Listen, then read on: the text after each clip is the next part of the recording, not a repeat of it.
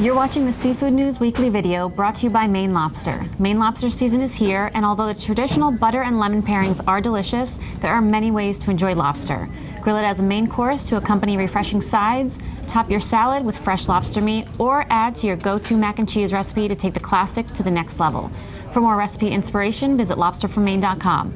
I'm seafood market reporter Lauren Castiglione. And I'm news assistant Ryan Doyle. In today's top story, Bloomberg reported that Bumble Bee Seafood is considering a bankruptcy filing as one way to erase its financial burden, which stems in part from a 2017 guilty plea to federal price-fixing charges. Sources who asked not to be identified noted that the prospect of a court-supervised restructuring under Chapter 11 is among several options being evaluated. A representative from San Diego-based Bumble Bee declined to comment on the company's plans, and Bumble Bee's owner, the London-based private equity firm Lion Capital, didn't respond to a request for comment as well.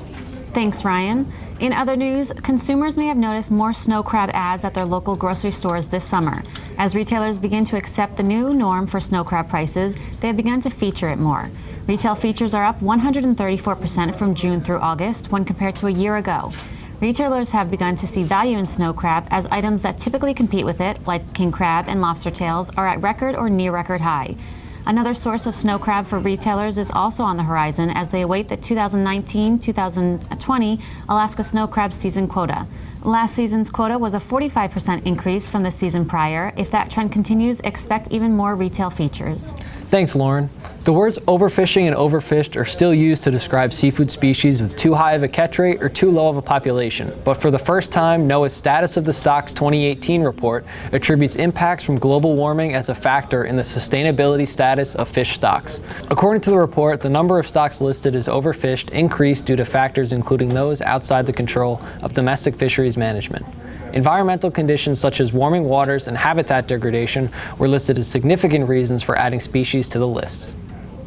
And finally, there is considerable disagreement among the shrimp farming and processing community on exactly what is happening with Indian shrimp production for the second half of fiscal 2019. In the shrimp business, the forced harvesting of small shrimp to offset disease impacts can depress the prices of smaller sizes because of oversupply. The head of the Indian Prawn Farmers Association expected volume could be down by 20 to 30% this year due to disease. Others suggest financial issues with the farmers is the cause for the low numbers, and another faction believes that the output will be stable or even increase by year's end. And that's the guacamole. Once again, this episode of the Seafood News Weekly Recap video was sponsored by Maine Lobster. Visit lobsterformaine.com to learn more.